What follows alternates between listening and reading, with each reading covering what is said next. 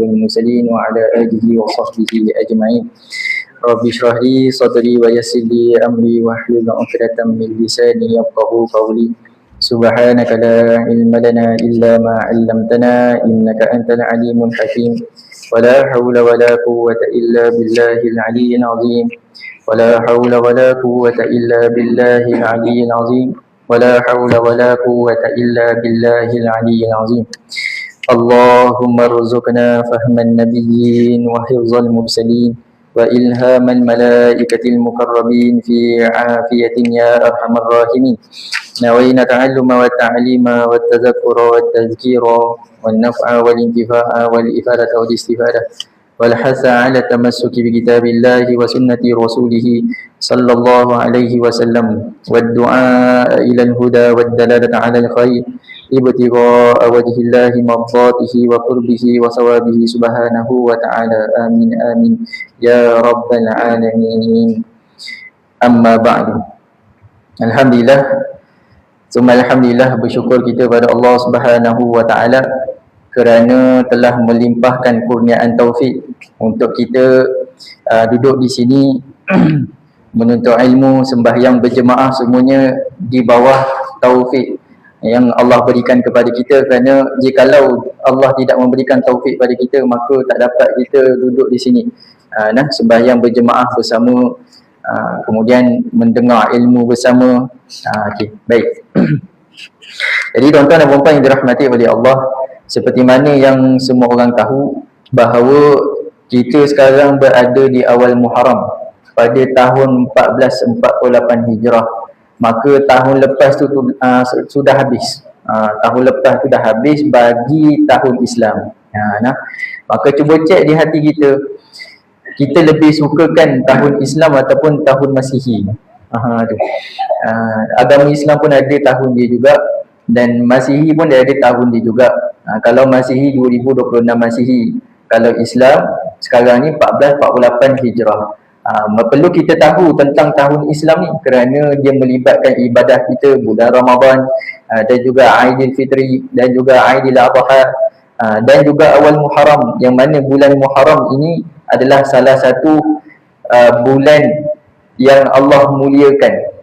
Selain daripada bulan Ramadan dan bulan Zulhijjah, bulan Muharram juga Allah muliakan bulan Muharram. Dan kalau untuk pengetahuan tuan-tuan dan puan-puan, tuan-tuan dan puan-puan yang dirahmati oleh Allah, Allah Subhanahu wa taala telah mentakdirkan di dalam sejarah, walaupun sebelum kedatangan Islam di tanah Mekah tu, sebelum kedatangan Islam di tanah Mekah tu, bulan Muharram adalah bulan yang dimuliakan oleh orang Arab Quraisy. Sebelum kedatangan Nabi pun bulan Muharram mereka muliakan.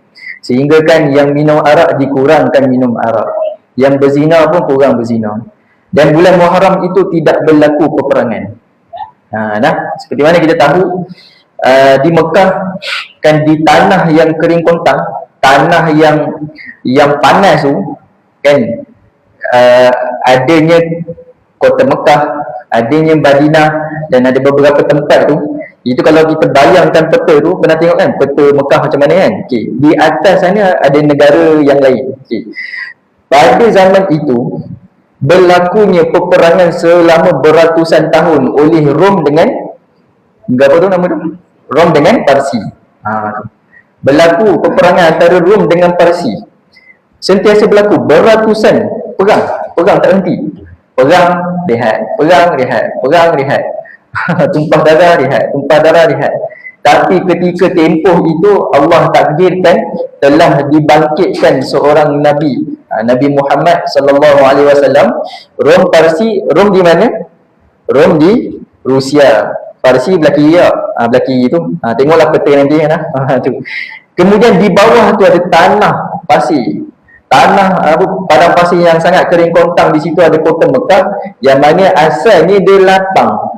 Kan peristiwa siapa tu, Nabi Ibrahim dengan Hajar, kan, Nabi Ibrahim dengan Hajar kan, apabila Allah SWT, malaikat Jibril dengan Mikail dan malaikat Israfil datang ke rumah Nabi Ibrahim selepas Nabi Ibrahim berhijrah kerana tak ada anak. Ketika itu umur Nabi Ibrahim umurnya 90 lebih. Umur 90 lebih tu, ringkas cerita, malaikat Jibril, Mikail dan Israfil datang ke rumah Nabi Ibrahim. Masa tu Nabi Ibrahim tak tahu pun tu malaikat Jibril. Kemudian bila mana malaikat Jibril dia memberitahu, kami adalah Rasulullah. Kami Rasulullah ini utusan Allah. Malaikat Jibril kata kami adalah utusan Allah menyampaikan berita gembira kepada kamu. Masa bila malaikat Jibril cakap macam tu, barulah Nabi Ibrahim tahu, oh ini adalah malaikat Jibril. Bila cakap itu, kata apa khabaran gembiranya? Dia kata kamu akan mendapat seorang anak. Akan dapat seorang anak. Lepas tu gelak isteri Nabi Ibrahim. Sebab isteri Nabi Ibrahim kan mandul. Yang disebut dalam Quran mandul. Selama tempoh Nabi Ibrahim kahwin tu selama berapa tahun tak ada anak? 60 tahun. Lamanya tak ada anak. Kita 5 tahun, 6 tahun tak ada anak, jangan sedih. Nabi Ibrahim tempoh lama, 60 tahun tak ada anak. Pendek cerita, bila dapat anak, Allah perintahkan Nabi Ibrahim gerak musafir. Bila gerak-gerak tu, bila sebut musafir, tapi tak sebut musafir ke mana. Cuma Allah berikan wahyu kepada Nabi Ibrahim untuk berjalan di arah sana. Arah mana tu? Arah ke padang pasir. Daripada mana? Daripada setengah kata daripada Palestin.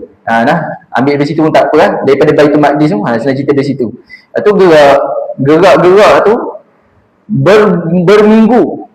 Daripada Baitul Maqdis nak ke kota Mekah ni sebulan perjalanan. Berminggu dah sebulan tu baru sampai di satu. Allah perintahkan Nabi Ibrahim untuk berhenti. Berhenti kamu di situ. Kemudian Nabi Ibrahim pun berhenti. Apabila berhenti, Nabi Ibrahim tengok kanan kiri. Tak ada papu. Tak ada pokok. Lapang. Nanti tuan-tuan pergi umrah, berdiri depan Kaabah tu, bayangkan semua tu padang pasir, tak ada papu. Yang ada semua pasir, awan, udara, tu je lah. Matahari kena ada lah, jangan tak ada pula. Panas. Kemudian Allah perintahkan apa? Turunkan, tinggalkan isterinya Hajar dan anaknya Ismail. Turun situ. Tengok Hajar tengok kat situ. Bila Nabi Ibrahim turun, unta pun duduk.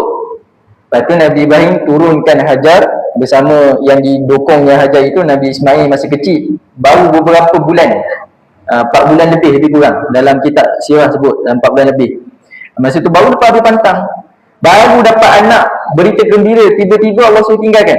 Sebab apa Allah nak uji Nabi Ibrahim yang cintakan isteri dan anak dia. Lalu bila berhenti situ, Nabi Ibrahim pun naik unta. Tak cakap apa. Naik unta, kemudian Nabi Ibrahim bergerak. Turunkan Hajar, tak cakap apa.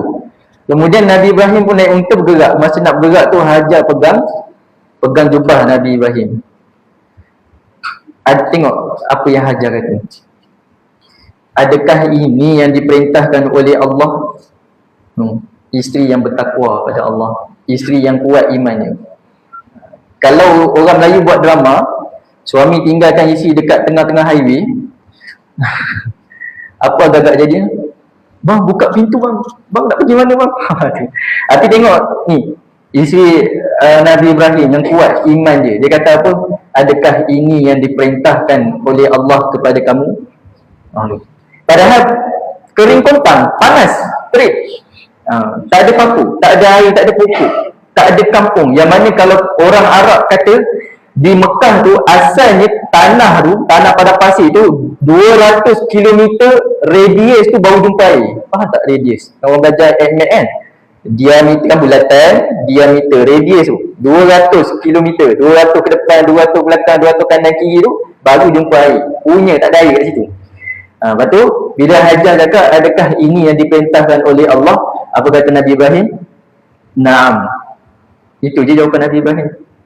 Kemudian Hajar kata apa? Jikalau begitu pergilah. Sesungguhnya kami itu dia dan anaknya, kata Hajar apa? Sesungguhnya kami ada Allah jaga kami. Tu jawapan orang yang kuat iman. Tu. Kita kalau tinggal tu macam tu jawapan kita. Jadi nak cerita apa ni? Nak cerita bahawa macam mana boleh ada kota Mekah kat situ tu. Tu. Jadi bila Hajar sudah habis makanan, susunya kering, maka dia panjat sofa, berlari ke Marwah tu yang jadi sa'i 7 kali tu. Sampai ke Bukit Marwah, berhenti situ, tak larat dah. Tengok kanan kiri, jerit, tolong kami. Lalu Allah perintahkan malaikat Jibril untuk bantu beliau. Kemudian malaikat Jibril pukul bumi dengan sayap kanannya, pukul, keluarlah air Zam-Zam. Tu. Maka daripada situlah adanya kota Mekah. Sebab apa? Tidak ada kampung yang mana di situ tak ada air. Betul tak? Kalau padang pasir nak ada kampung kena ada air. Sebab air adalah punca.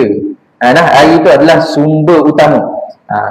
Lalu tengok, pendek cerita macam mana boleh masuk sini. Daripada ni lah berlaku peperangan kan, dakwahnya Rasulullah. Sepanjang tempoh Rasulullah di Mekah dengan Madinah tu sebenarnya masih berlaku peperangan tu antara Rom dengan Parsi. Tadi tu. Okay. Cerita tentang Ma'al Hijrah. Kita kena tahu sebenarnya Nabi hijrah daripada Mekah ke Madinah tu bukanlah pada bulan Muharram. Bukan. Nabi berhijrah pada bulan Rabiul Awal. Bukan pada bulan Muharram. Tapi kenapa kita sambut Ma'al Hijrah bulan Muharram? Mesti ada timbul soalan. Sebab sekarang ni ada yang pertikaian apa Ma'al Hijrah bulan Muharram. Ma'al Hijrah Nabi berhijrah Rabiul. Tu. Bulan Rabiul Awal. Dia tak tahu kenapa ulama memilih bulan Muharram. Antaranya yang dipilih oleh Sayyidina Umar Al-Khattab yang memilih bulan Muharram. Kenapa? Kerana pada bulan Muharram itulah baginda Nabi SAW sudah ada niat untuk berhijrah. Nabi ada niat nak hijrah tu pada bulan Muharram, tapi berangkatnya pada bulan Rabiul Awal. Situ.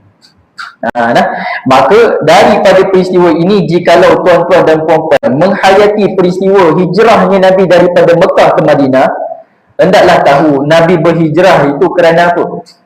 Kerana Islam. Nak menghidupkan Islam, nak menghidupkan roh Islam. Untuk Nabi ke? Tak, untuk umat Nabi. Maka soalan, kita sambut Ma'al Hijrah tiap-tiap tahun. Di manakah roh Islam kita? Ada tak kita rasa Islam di dalam hati kita? Orang yang tinggalkan semayang dengan sengaja, ada tak rasakan Islam dalam hati? Kalau ada, dia takkan tinggal semayang. Dia tinggal semayang tu, dia rasa susah hati. Tapi kita bila tinggal semayang, ada rasa susah hati tak? Ma'al Hijrah ni bukan sekadar peristiwa, tetapi penghayatan Islam dalam hidup kita untuk berubah ke arah yang lebih baik. Itu hikmah Ma'al Hijrah.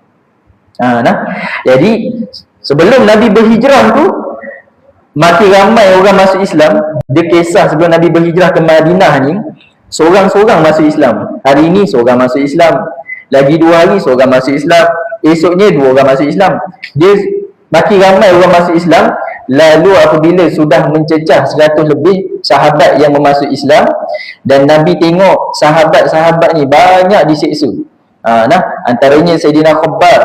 Sayyidina Khabbab ni antara guru Quran ketika itu, yang mana kalau kita lihat Sayyidina Khabbab, dia diseksa teruk di apa tu panggil tu? Arang yang ada api kecil-kecil, namanya bara. Dibentangkan bara tu, kemudian diheret Sayyidina Khabbab di atas bara. Itulah yang disebut oleh beliau ketika itu, begitulah aku diseksa. Sayyidina Khabbab diseksa dengan bara api. Kita sekarang diseksa dengan apa? Botan. Suami pukul sikit nangis dah. Tengok sahabat Nabi, ada yang diseksa dengan bara. Sumayyah, ya Allah, Sumayyah, ahli syurga, diseksa dengan dijolok daripada lubang belakang, tembus di tepi leher, meninggal dunia. Yasin, itu keluarga Yasin. Keluarga Yasin diseksa sangat teruk. Antara sahabat Nabi yang diseksa sangat teruk adalah keluarga Yasin. Sangat teruk diseksa. Sayyidina Bilal diikat di bawah cahaya matahari dekat tanah yang panas. Sangat panas. Lepas tu diikat macam mana? Diketuk kayu dekat tanah tu, ketuk, kemudian diikat tali kat kayu, kemudian diikat tangan tu, tempat-tempat, supaya diikat gitu. Sebab tak boleh nak lepas, diikat macam tu. Tu. Lalu apa yang dibuat oleh mereka, orang kafir Quraisy, antaranya Abu Jahal buat kata Bilal bin Rabah, dia buat macam ni. Dia buat bila dibaringkan di padang pasir yang panas tu, diikat tangan dia tu tak boleh nak lepas, dia letaknya batu yang besar di atas badan Sayyidina Bilal bin Rabah. Itu disiksa. Tapi ketika itu Sayyidina Bilal kata apa? Ahad, Ahad, Ahad, Ahad, nama Allah, Esa, Esa, Allah, Allah. Ingat Allah. Bila mana disiksa, ingat Allah. Lalu berita itu bukan Nabi tak tahu, Nabi tahu para sahabat disiksa. Tapi Nabi menunggu perintah daripada Allah.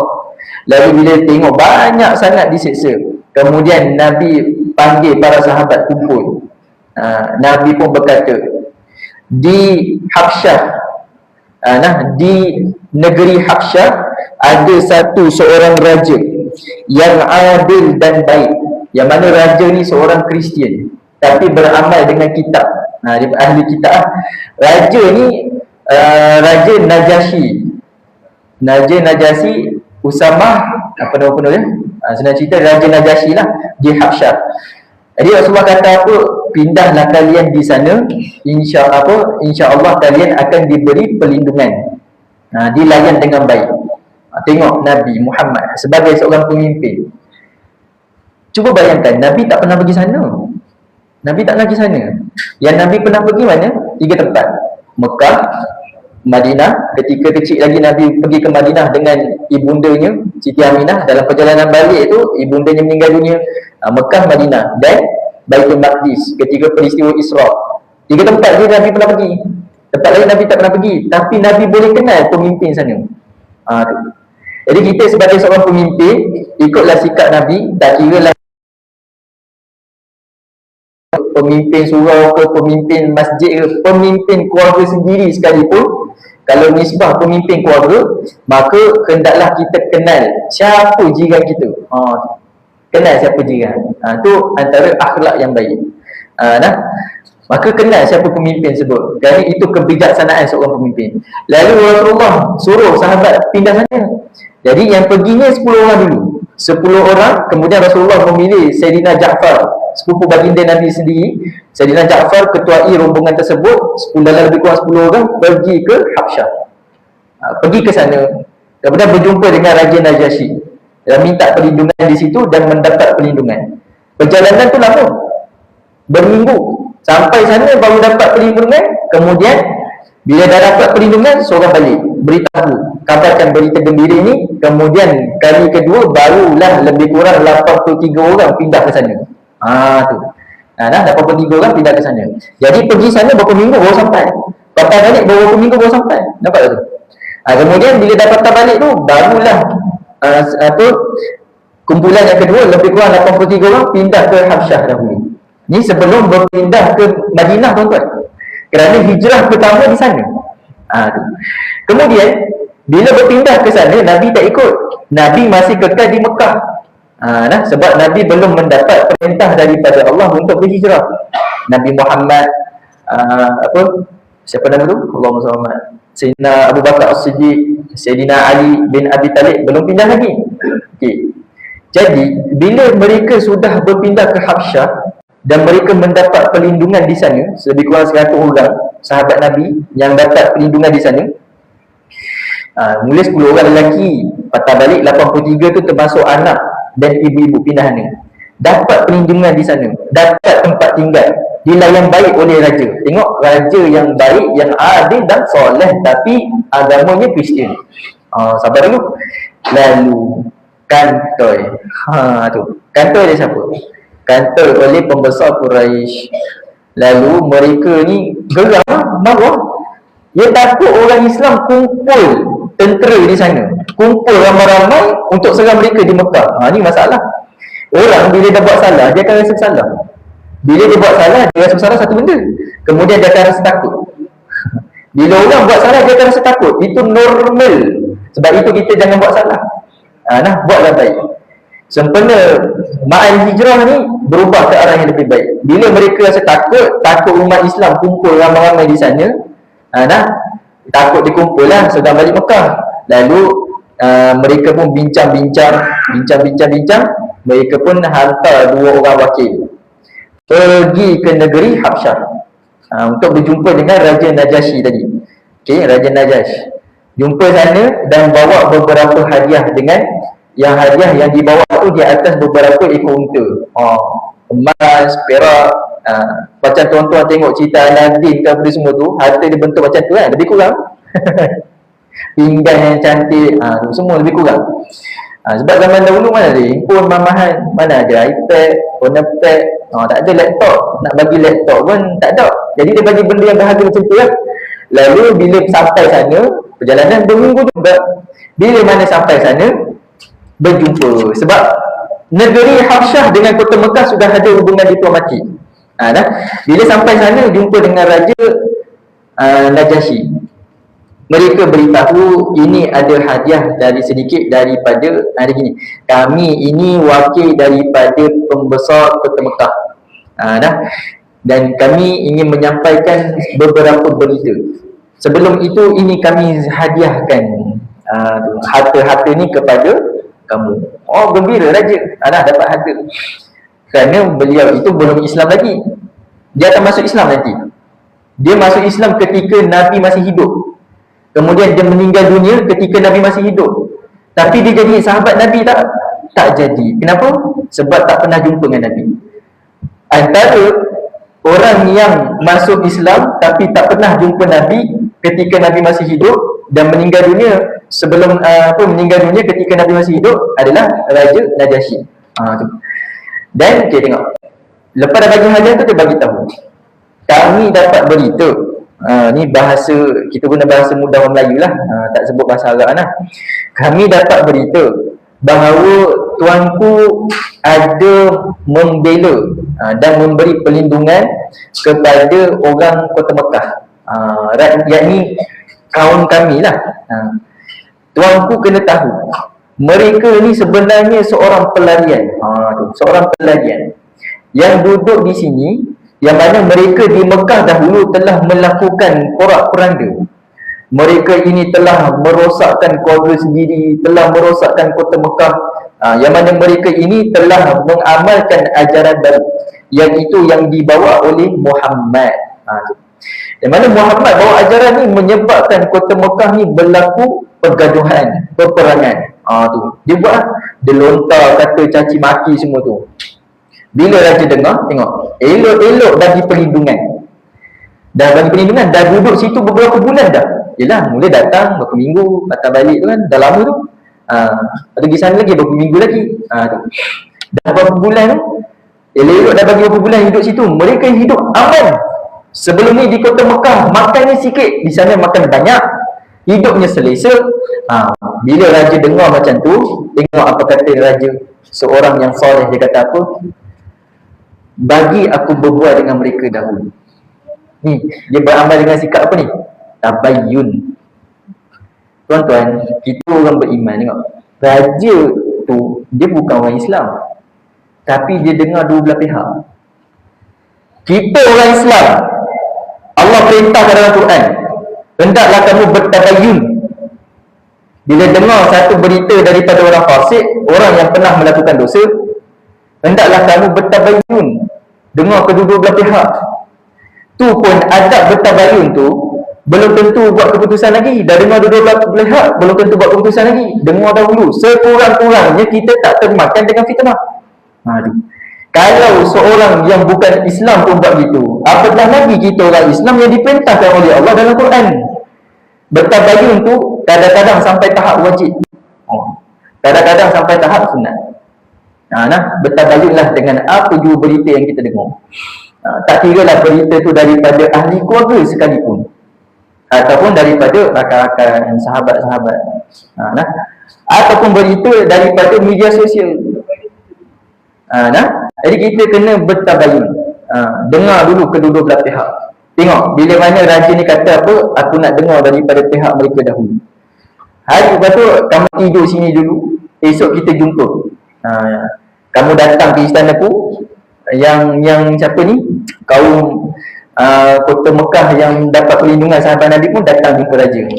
Jadi bila sahabat dengar tu, esok raja nak jumpa, sebab ada wakil daripada pembesar kota Mekah ni, mereka dah risau dah. Lalu mereka lantik Sayyidina Ja'far, yang dipilih oleh Rasulullah. Mereka lantik Sayyidina Ja'far untuk menjadi wakil juru cakap dengan raja. Esoknya mereka duduk. Ni bagusnya Rasulullah memilih orang yang bijak untuk jadi juru cakap. Sebab Sayyidina Ja'far ni Allah beri kelebihan kepada beliau petah berkata-kata. Tetapi bukan sekadar bercakap, menggunakan istilah-istilah yang orang senang faham dan orang suka. Jadi kita ni sebenarnya bahasa ni memainkan satu peranan yang amat besar di dalam masyarakat. Lalu raja pun bertanya kepada Ja'far. Ini esoknya raja tanya, betul ke apa yang dikatakan oleh mereka? Sungguhnya ada manusia yang bernama Muhammad bawa agama yang baru, yang mana agama itu menyebabkan kalian bergaduh sesama keluarga, melakukan kerosakan di kota Mekah. Macam-macam lah raja dengar. Raja pun cakap, akhirnya pendekkan cerita. Kenapa banyak pendek cerita ni? Sebab tak cukup masa, tuan-tuan. Kalau tak saya nak cerita panjang je. Okey, baik. Jadi pendekkan cerita, Sayyidina Ja'far pun kata, kata-kata dia pun panjang, terpaksa pendekkan juga.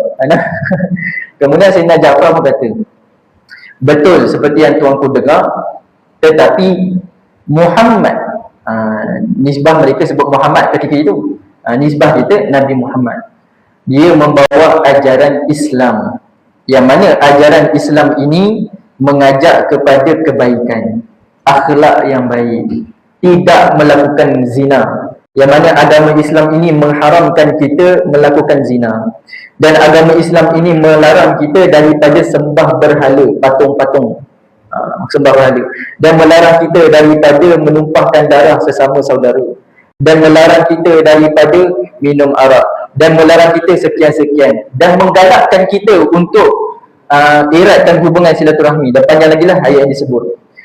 Kemudian bila raja dengar, raja kata apa? Raja Najasyi lah disebut, dia kata, ini seperti mana yang kami lakukan dalam agama kami.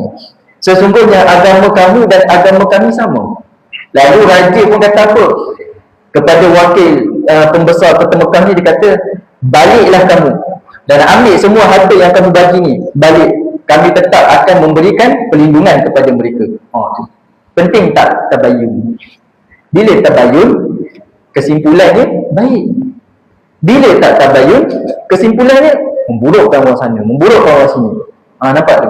Jadi makna hijrah ini bukan sekadar hijrahnya Nabi daripada kota Mekah ke Madinah, tapi berhijrah juga kita daripada ada keburukan ke arah yang lebih baik.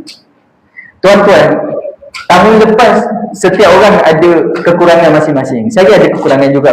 Saya pun pernah buat dosa. Semua orang pernah buat dosa. Tidak ada orang yang terlepas daripada buat dosa. Nabi kata apa tu? Semua cucu Nabi Adam ni melakukan dosa. Dan orang yang melakukan, sebaik-baik orang yang melakukan kejahatan, sebaik-baik orang yang melakukan dosa adalah orang yang bertaubat.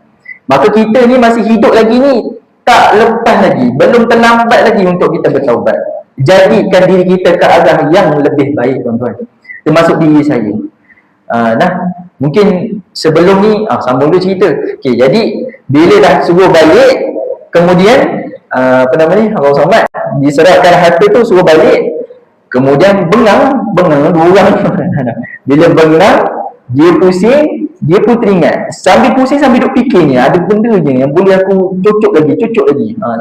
Sambil pusing, baru dia teringat. Pusing balik, cakap pada raja, agama Muhammad memburuhkan Isa. Raja kan agama Kristian. Agama Kristian kan Rasulnya Nabi Isa alaihi salam. Dia kata agama yang Muhammad bawa ini memburukkan Isa. Sudah. Raja pun bercakap, betul ke kamu memburukkan Nabi Isa? Kemudian Sayyidina Ja'far pun berkata, Nabi Muhammad membawa agama Islam, dan kami diajarkan bahawa Nabi Isa alaihi salam itu merupakan pesuruh Allah. bukannya anak Tuhan. Dan Nabi Isa itu merupakan anak kepada Siti Maryam. Yang mana kisah Nabi siapa ayah Siti Maryam? Nabi Zakaria alaihi salam. Nabi Zakaria ni pun lama nak dapat anak. Tu. Cuba balik nanti kaji anak sejarah. Dapat anak, dapat pula Siti Maryam. Siti Maryam pula dapat anak yang bernama Nabi Isa alaihi salam. Okay. Kemudian dicerita-cerita, kemudian Sayyidina Ja'far membacakan sepotong ayat Quran di dalam surah Maryam. Dalam surah Maryam. Nak baca pun lama tu. Yang mana Sayyidina Ja'far diceritakan daripada kisah Nabi Zakaria sampai Siti Maryam dan juga Nabi Isa. Bila dengar macam tu, Raja Isa, Nabi Zakaria dengan Siti Maryam ni, Raja Najasyi pun menangis. Sebab zaman itu bahasa memainkan peranan, tuan-tuan. Kita nak mengajak orang, main peranan bahasa. Zaman itu, sebab itu Al-Quran, antara mujizat Al-Quran adalah bahasa. Antara mujizat Al-Quran adalah bahasa. Seperti mana Sayyidina Umar menangis masuk Islam mendengar surah Taha. Bahasa tu main peranan. Jadi bila Sayyidina Ja'far cerita tu daripada surah Maryam, kemudian menangis Raja Najasyi sehingga basah janggutnya. Kemudian Raja Najasyi pun kata, agama kamu adalah benar. Tapi belum masuk Islam lagi. Dia masuk Islam lambat sikit. Dan ulama' Raja Najasyi, ulama' dia ahli kitab lah, ahli kitab agama Kristian ketika itu pun menangis juga. Sebab mereka beramal dengan kitab mereka. Ni baru yang benar. Tapi zaman sekarang ahli kitab ni, kata majoriti ulama', kebanyakan ulama' pun mengatakan ahli kitab sekarang ni dah tak ada dah. Sebab kebanyakannya sudah diubah. Kalau ada pun satu dalam sejuta. Kan kita orang Islam boleh tak berkahwin dengan orang bukan Islam? Boleh. Tapi sahnya perkahwinan itu dengan ahli kitab. Dengan ahli kitab. Tapi kalau dia bukan ahli kitab, tak sah perkahwinan tersebut di dalam mazhab Syafi'i. Dan itu pandangan yang masyhur. Okay. Kemudian bila gitu dia dapat perlindungan. Baliklah mereka itu. Tu. Nampak tak tu? Berhijrah. Yang mana sahabat berhijrah daripada kota Mekah ke Habsyah, berhijrah dengan iman. Yang mana mereka ni sangat sayangkan kota Mekah. Seperti mana apabila diperintahkan oleh Allah untuk Nabi berhijrah. Apabila Nabi berhijrah, bila berhijrah dengan Sayyidina Abu Bakar dan juga orang yang memandu baginda Nabi Muhammad sallallahu alaihi wasallam, berjalan tu semakin hilangnya pandangan, semakin hilangnya kota Mekah daripada pandangan Nabi. Nabi kata apa? Nabi kata kota Mekah ini adalah kota yang Allah muliakan. Maksudnya apa? Nabi kalau boleh, dia tak nak berhijrah. Dia sangat cintakan kota Mekah. Yang disebut dalam hadis ni, kota Mekah ini adalah tempat yang Allah muliakan dan tempat aku dilahirkan.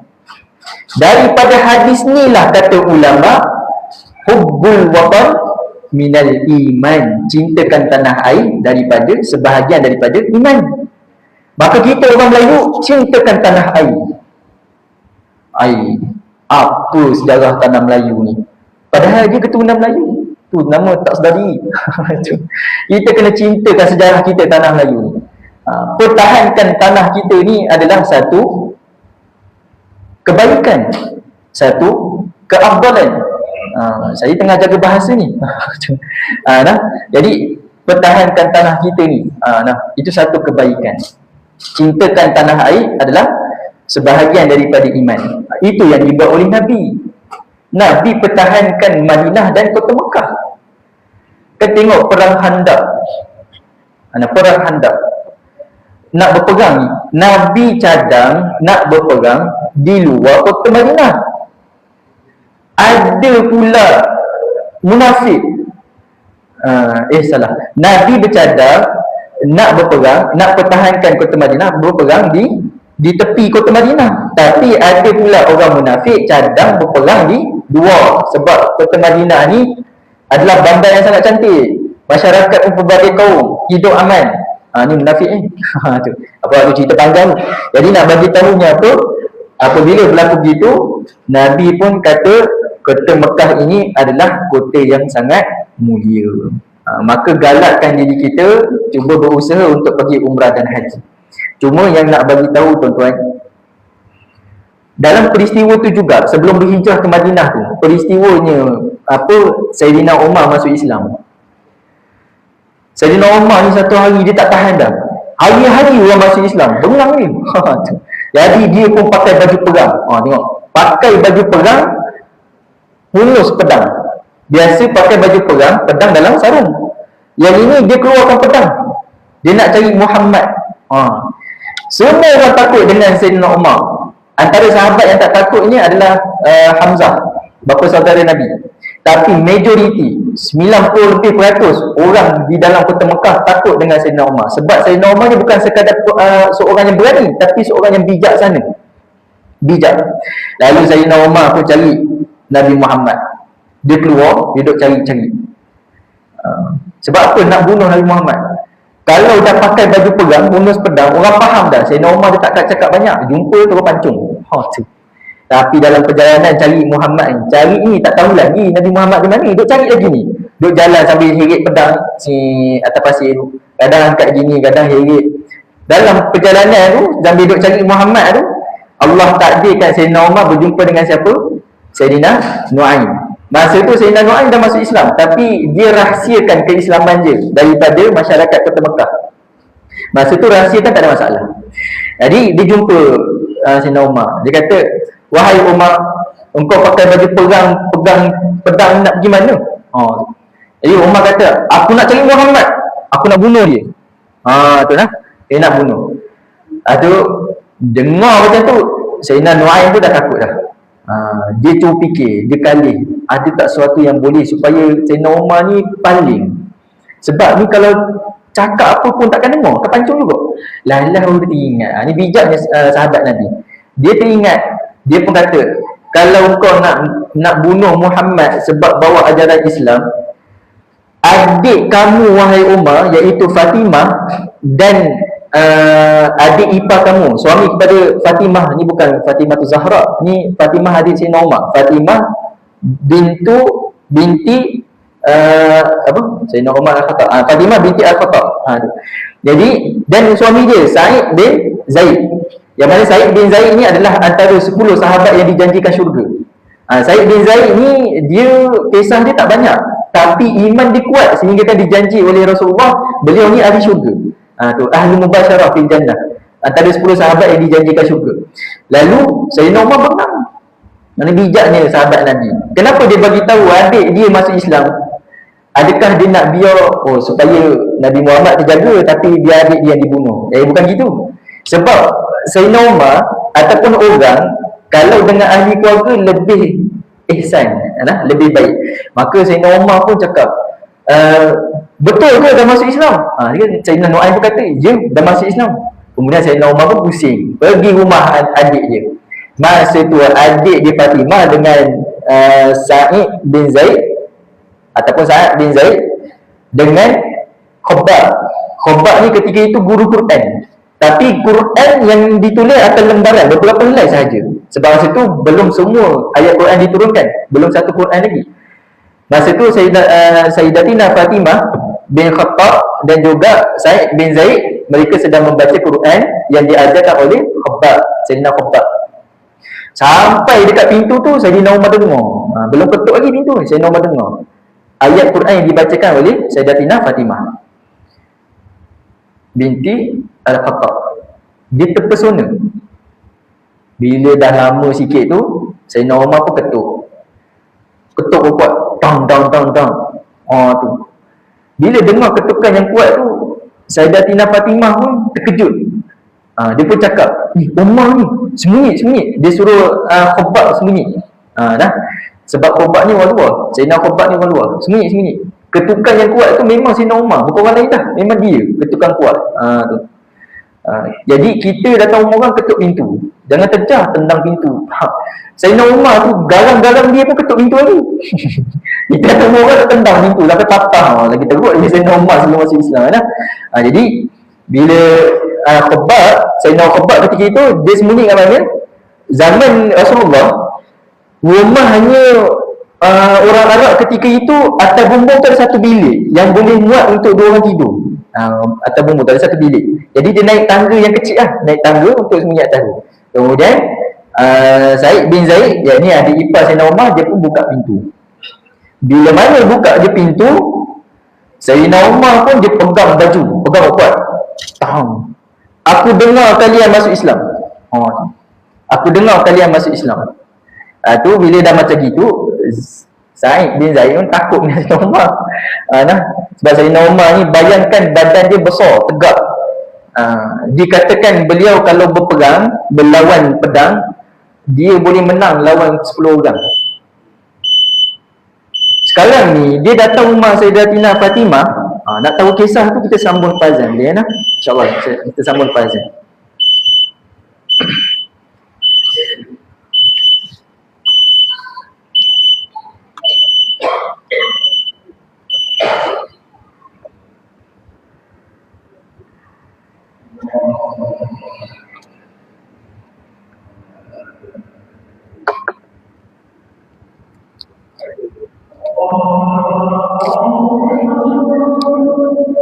Allahu Akbar.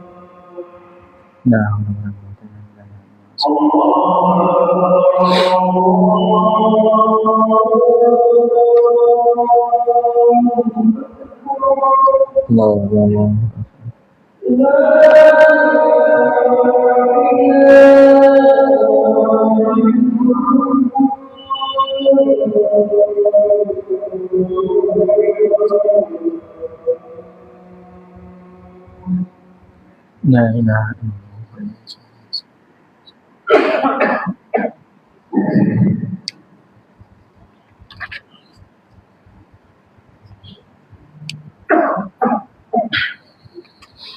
Alhamdulillah, summa alhamdulillah. Alhamdulillah, insyaAllah kita sambung sikit lagi nak. Boleh lah, minta izin.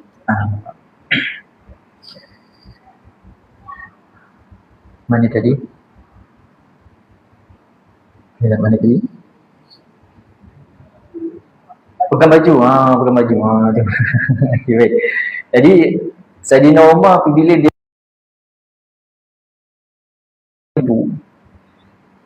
dia zaman tu kena tahu ada rumah yang pintunya kayu, ada rumah yang pintunya kain. Yang kain ni tak mampulah. Jadi dia ketuk pintu kuat-kuat tu, maknanya pintu tu pintu kayu.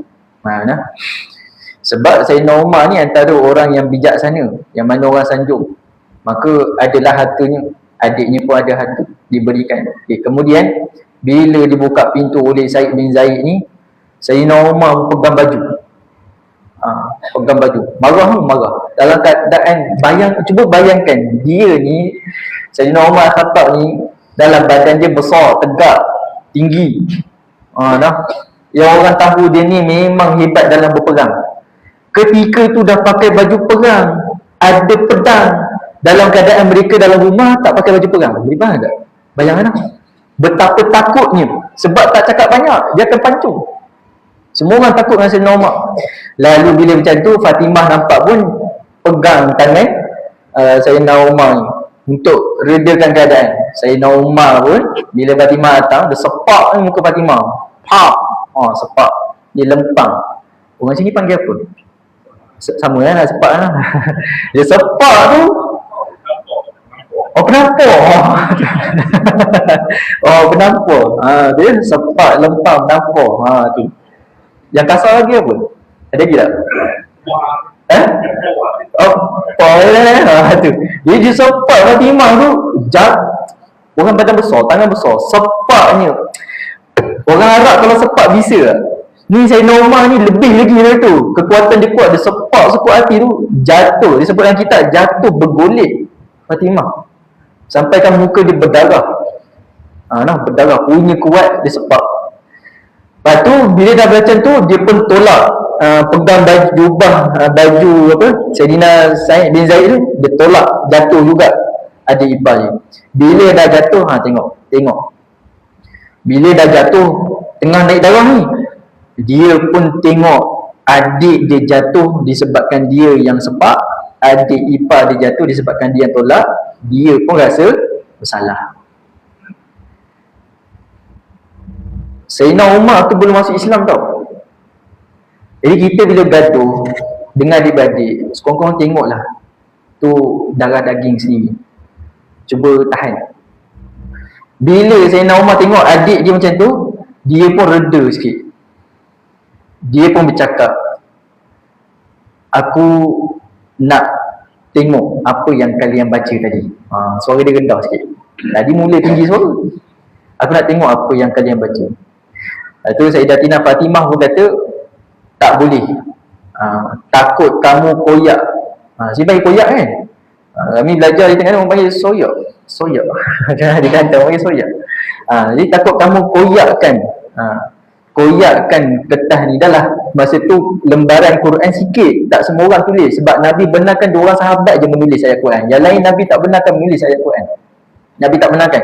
Ayat Quran dia hafal di dalam dada mereka, dalam ingatan mereka. Ada Sayyidina Umar kata, tak, aku takkan koyakkan, aku cuma nak tengok sahaja. Bila dia cakap macam tu dalam suara yang rendah tu, kemudian Sayyidatina Fatimah pun keluarkan balik Quran yang disembunyikan dalam baju dia. Dia keluarkan.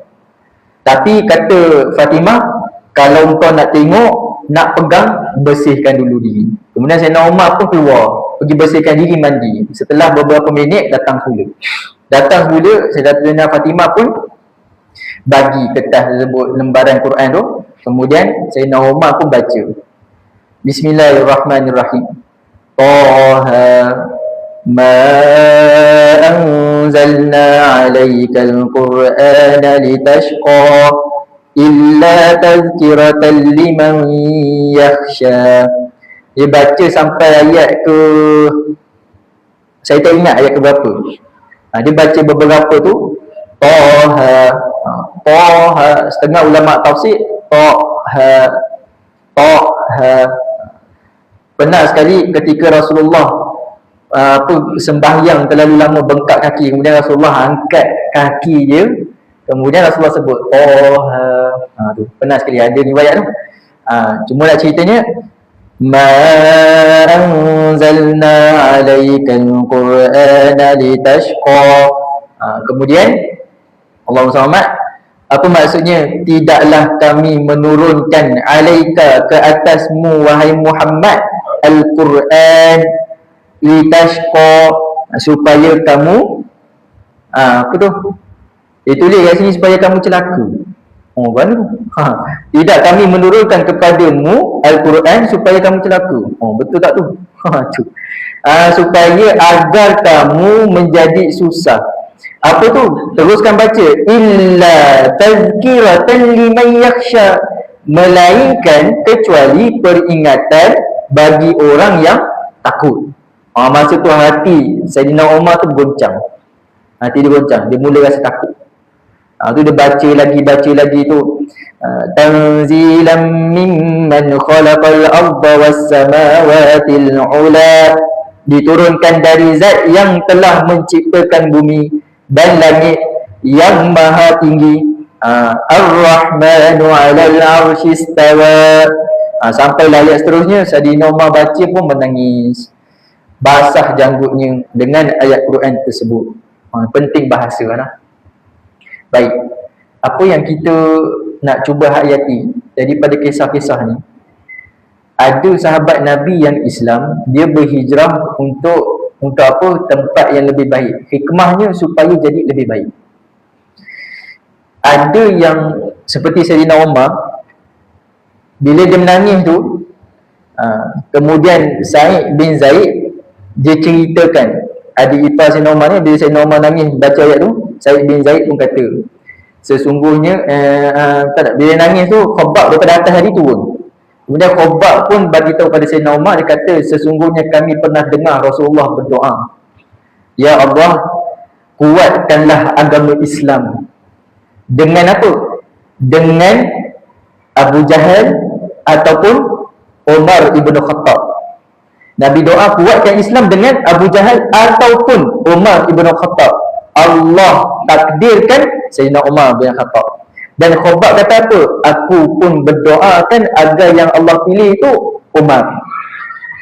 Bertambah lagi lah sayu Sayyidina Umar. Kemudian Khabbab kata apa? Sekarang engkau sudah nampak, pergilah cari cepat Muhammad. Kemudian Sayyidina Umar pun tanya, di manakah Muhammad? Khabbab pun bagi tahu, Nabi Muhammad ada di rumah siapa tu? Yang ketika peristiwa Islam secara sembunyi-sembunyi tu, rumah siapa yang menjadi tempat tumpuan untuk sebar Islam? Rumah Abu Al-Arqam. Kemudian Sayyidina Umar pergi rumah Abu Al-Arqam. Nabi tengah duduk dengan para sahabat ni, mendengar ceramah Nabi masa tu, mendengar tausiah Nabi dan berzikir ramai-ramai. Kemudian Sayyidina Umar pun ketuk pintu. Dang. Orang tahu kalau ketuk gini Sayyidina Umar. Jadi para sahabat pun takut kan. Macam mana ni? Tengok. Nabi Muhammad, kalau baca sejarah-sejarah, beliau bukan seorang yang penakut. Beliau seorang yang berani. Nabi Muhammad kata apa? Tepi. Bukalah pintu, biarkan dia datang. Itu mereka pun takut dia bunuh Nabi Muhammad. Hamzah kata apa? Kalau dia hunus pedang nak bunuh Muhammad, maka aku ambil pedang tu untuk bunuh dia. Tu Hamzah, bapa saudara Nabi, antara orang yang tak takut Sayyidina Umar ketika itu. Lalu buka pintu, Sayyidina Umar masuk. Ni jarang cerita kisah ni. Sayyidina Umar pun masuk. Kemudian Rasulullah pun pergi kepada Sayyidina Umar, pegang jubah Sayyidina Umar. Tu punya tak takut tu. Pegang jubah Sayyidina Umar, pegang jubah Sayyidina Umar. Dia tanya pada Sayyidina Umar, mafhum ayatnya antaranya ni, sudah berapa banyak kali yang kamu nak bunuh orang wahai Umar? Ataupun sudah berapa banyak kali kamu nak membuat kerosakan? Tidakkah kamu takut kepada Tuhan? Pendek cerita, Sayyidina Umar pun kata, aku naik saksi bahawa engkau Muhammad adalah pesuruh Allah. Adalah kisahnya lebih kurang macam tu.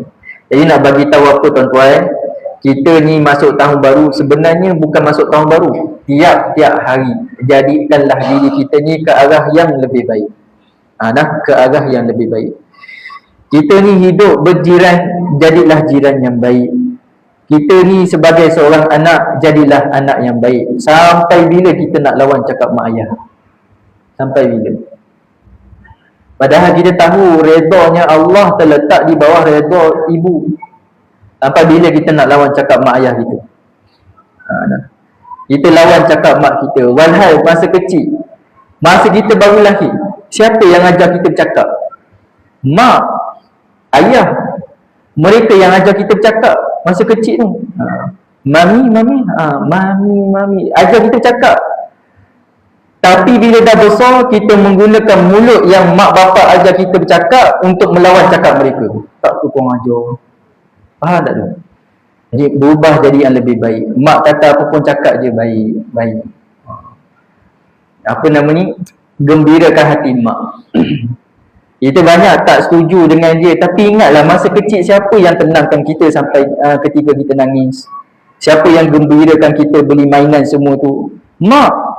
Masa kecil dia yang gembirakan kita. Bila dah besar kita buat dia susah hati. Berubahlah ke arah yang lebih baik, belum terlambat. Orang kata dah tua-tua nak bau tanah dah. Saya kata bukan gitu. Semua orang akan bau tanah sebab mati tak tentu bila. Tak kira tua ataupun muda, kita semakin dekat dengan kematian. Sebab itulah tuan-tuan, imam kita selalu baca doa, Rabbana zalamna anfusana wa illam taghfir lana wa tarhamna lanakunanna minal khasirin. Cuba hayati doa tu. Kita tutup dengan doa ni lah. Kita tutup dengan doa ni. Jangan risau, depan ni ada makan-makan. InsyaAllah.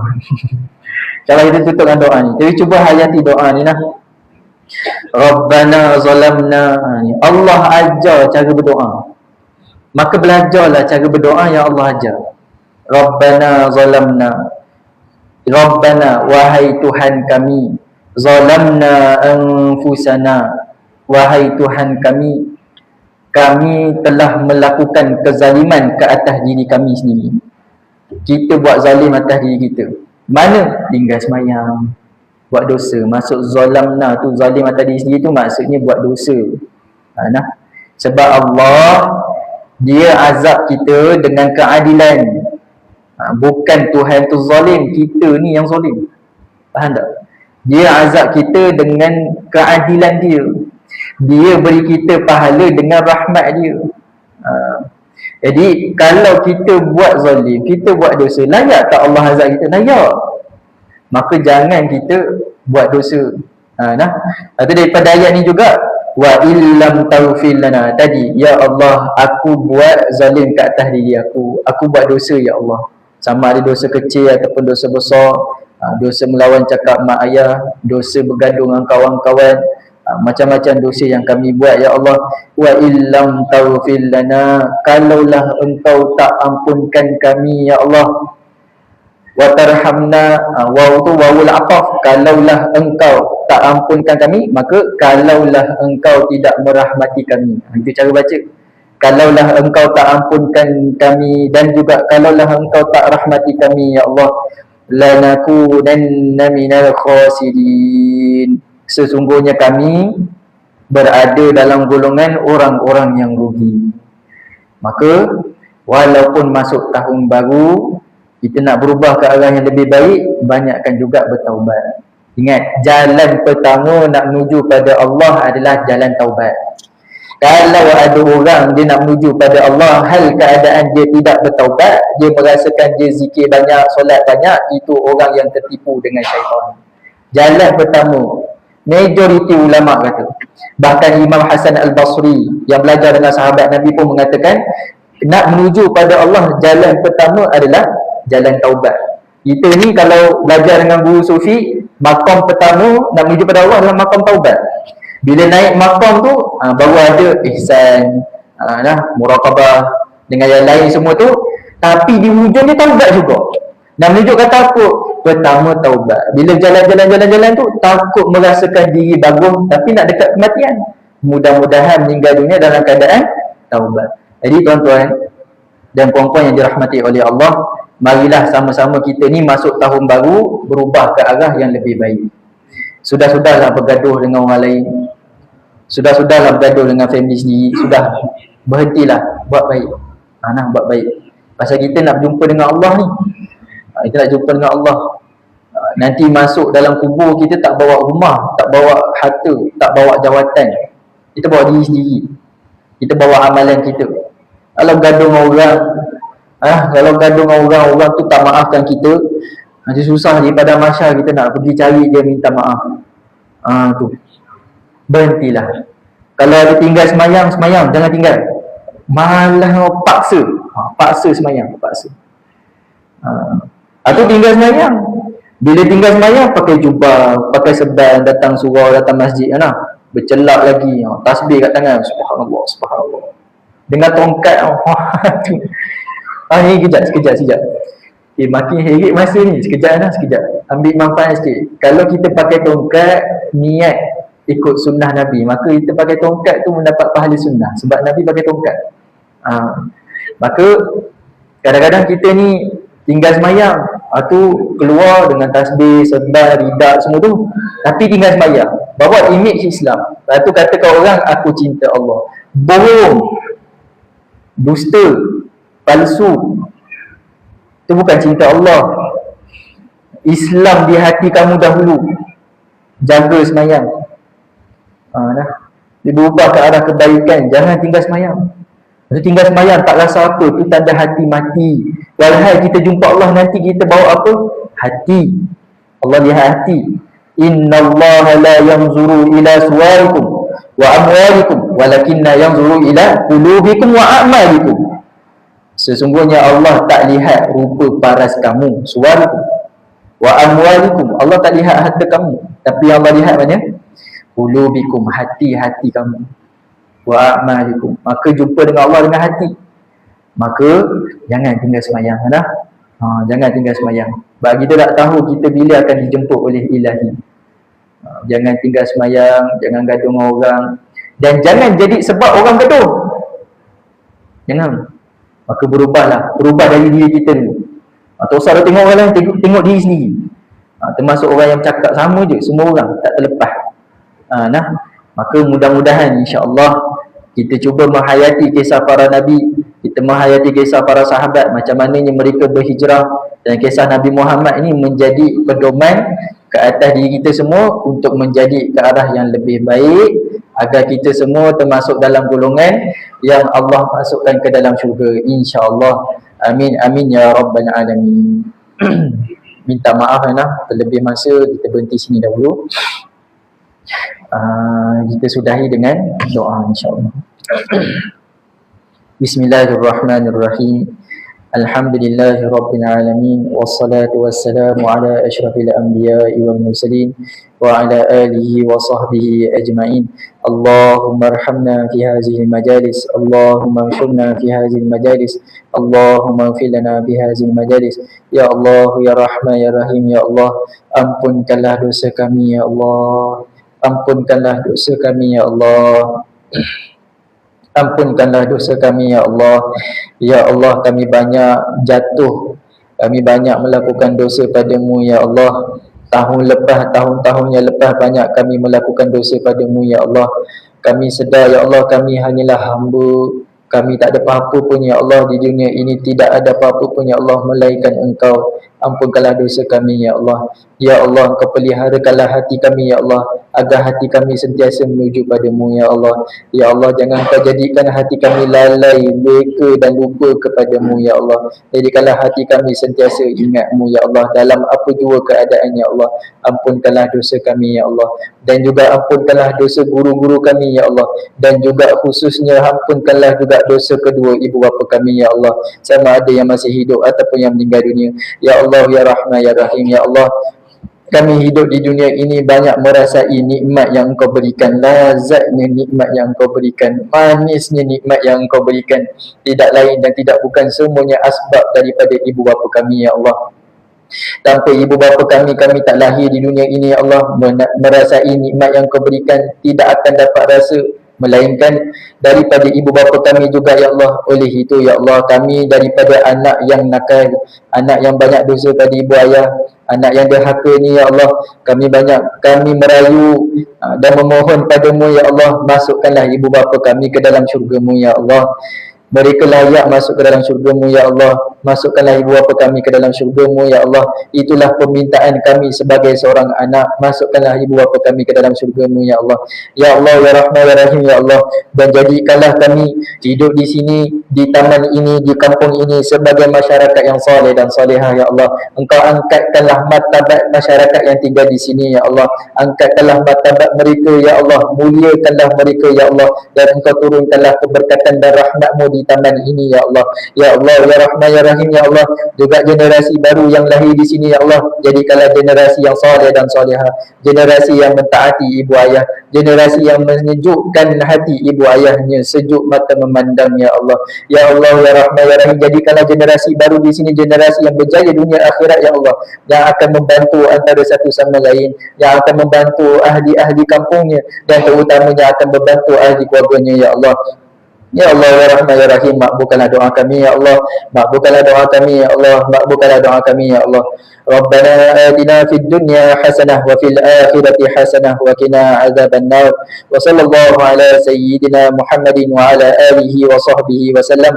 Subhana rabbika rabbil izzati amma yasifun wa salamun alal mursalin walhamdulillahi rabbil alamin. Amin amin ya rabbal alamin. Minta ampun, minta maaf jika ada terkasar bahasa, dan juga minta maaf lebih masa yang sangat banyak. Kita minta maaf lah ambil masa yang banyak ni. Wabillahi